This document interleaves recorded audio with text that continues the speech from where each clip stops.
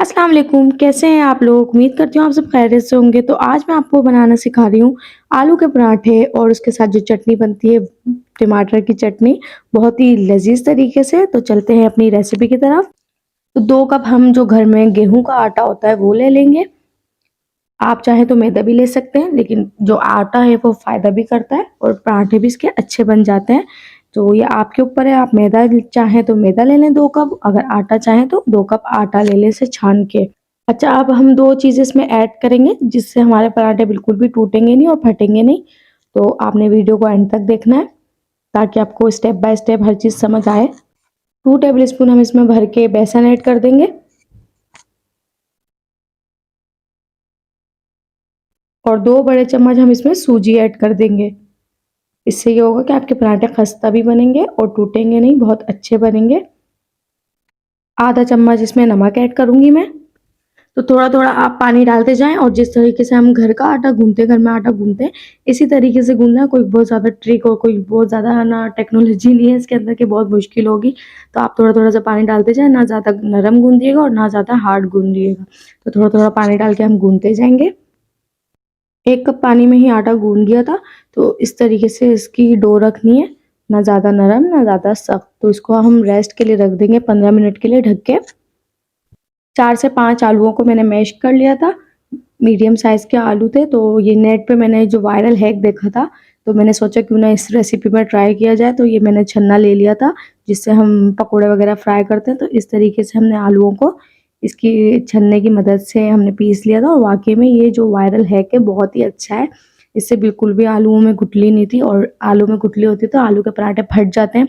तो बिल्कुल भी इसमें आलूओं में गुठली नहीं थी। अगर आप भी पराठे बनाएँ तो इस तरीके से ज़रूर कीजिएगा, बहुत आसानी हो जाएगी आपको भी।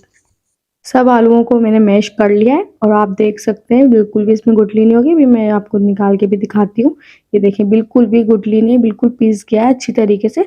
और थोड़ा-सा अगर गुठली रह भी जाए तो आप हाथों की मदद से, ये ग्लास होता है ना, ग्लास की मदद से करेंगे तो बिल्कुल ही पीस जाएगा, बहुत अच्छे पराठे बनेंगे आपके। तो बाकी मसाले हम इसमें ऐड कर लेते हैं। सबसे पहले आधा चम्मच हम इसमें हल्दी ऐड कर देंगे और 1 चम्मच हम कुटी हुई मिर्च ऐड करेंगे इसमें। आधा चम्मच सफ़ेद ज़ीरा ऐड करेंगे, आप चाहें तो पाउडर भी ऐड कर सकते हैं ज़ीरे का। आधा चम्मच कुटा हुआ धनिया ऐड करेंगे। नमक ऐड करेंगे अपने टेस्ट के हिसाब से, मैंने आधा चम्मच ऐड किया है। 1 छोटा चम्मच हम इसमें अमचूर पाउडर ऐड कर देंगे। 2 चुटकी हम इसमें ऐड करेंगे पिसा हुआ गरम मसाला। थोड़ा-सा हम इसमें हरा धनिया डाल देंगे बारीक काट के। 1 हरी मिर्ची को काट लेंगे बिल्कुल बारीक सी, क्योंकि पराठे जो होते हैं उसमें अगर मोटी-मोटी सी आती है तो बहुत ज़्यादा बुरी लगती है।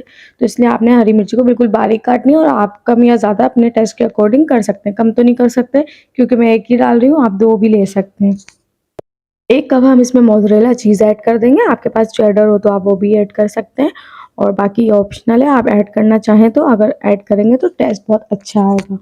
अब हम टमाटर की चटनी की रेसिपी तैयार कर लेते हैं। तो 3 टमाटर लिए मैंने, इसको कटिंग कर लेनी है हमने और 3 हरी मिर्ची लिए, इसको भी काट लेना है। तो मेरे पास जो प्याज चॉप करने का चॉपर है मैं उसमें करूँगी। आप अगर मिक्सी में कर रहे हैं तो बस बहुत मोटा-मोटा ही रखिएगा, बहुत ज़्यादा इसको बारीक मत कीजिएगा क्योंकि फिर चटनी का मज़ा नहीं आएगा। तो सबसे पहले 2 बड़े चम्मच मैंने ऑयल को गरम कर लिया है। इसमें मैं ऐड करूँगी 1 तेज़ पत्ता, 2 से 3 लौंग ऐड करेंगे। आधा चम्मच जीरा ऐड कर देंगे। 6 से 7 लहसुन के जवे ले लेंगे, इसे इस तरीके से बारीक कटिंग कर लेंगे, इसे ऑयल में ऐड कर देंगे। अब इन सब चीज़ों को मैं फ्राई कर लूँगी, जब तक फ्राई करूँगी जब तक ये सुनहरी ना हो जाए लहसुन का कलर। लहसुन का कलर सुनहरी हो चुका है, जो हमने चटनी पीसी थी मतलब चॉप की थी, देखिए इस तरीके से मोटी-मोटी सी आप लोगों ने कूट लेनी है। फिर इसके बाद आप इसमें इसको फ्राई कर लें। ये फ्राई चटनी बहुत ही मज़ेदार लगती है पराठों के साथ, आप किसी भी पराठे के साथ यूज़ कर सकते हैं या घर में सालन ना हो तो आप ये चटनी भी बना के खा सकते हैं। अब इसमें मैं मसाले ऐड करूँगी, थोड़े बहुत मसाले इसमें जाएँगे। आधा चम्मच हल्दी ऐड कर देंगे, 1 चम्मच पिसी हुई लाल मिर्च ऐड करेंगे। आपके पास कश्मीरी लाल मिर्च हो तो आप वो भी ऐड कर दें, उससे कलर बहुत अच्छा आ जाएगा चटनी का। हाफ टी स्पून मैं इसमें ऐड कर दूँगी नमक। इसके बाद हम इन सब चीज़ों को मिक्स कर लेंगे और 3 से 4 मिनट के लिए हम इसे भूनेंगे। उसके बाद चटनी हमारी बिल्कुल रेडी हो जाएगी और फिर उसके बाद हम फ्लेम को ऑफ कर देंगे। थोड़ा सा बारीक चॉप किया हुआ हरा धनिया भी इसमें ऐड कर देंगे। तो चटनी बिल्कुल रेडी हो चुकी है। अब हम इसे साइड पे कर देंगे और पराठे बनाने की तैयारी करेंगे। आटे को थोड़ी सी मुक्की लगा लेंगे ताकि ये बहुत अच्छी तरीके से सेट हो जाए। तो थोड़ा सा हम लोगों ने इसको गूंद लेना है, इस तरीके से मुक्की लगानी है ताकि पराठे जो है वो हमारे बहुत अच्छे बन सके। तो थोड़ी सी मुक्की लगाने के बाद हम इसके पेड़े बना लेंगे।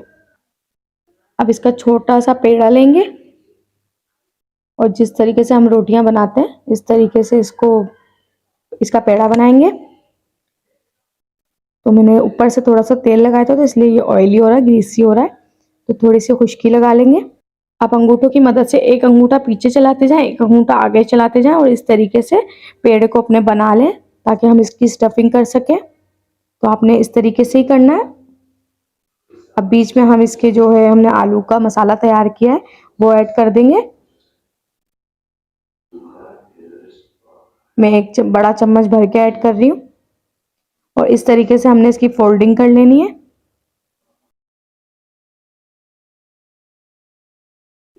पेड़ा बिल्कुल रेडी हो चुका है। तो अब थोड़ा सा हाथों की मदद से हम इसे गोल कर लेंगे ताकि जो हमारे पेड़े हैं वो फटे नहीं। थोड़ी सी खुश्की लगा लें अगर आपको ज़रूरत महसूस हो। और जो आप मेरे हाथों पे डिज़ाइन देख रहे हैं, मेरी बेटी ने मेहंदी लगाई है, मेरे छोटी सी है 3 साल की, तो उसने पेन से मेहंदी लगाई है इसलिए मेरा हाथ इस तरीके से हो रहा है।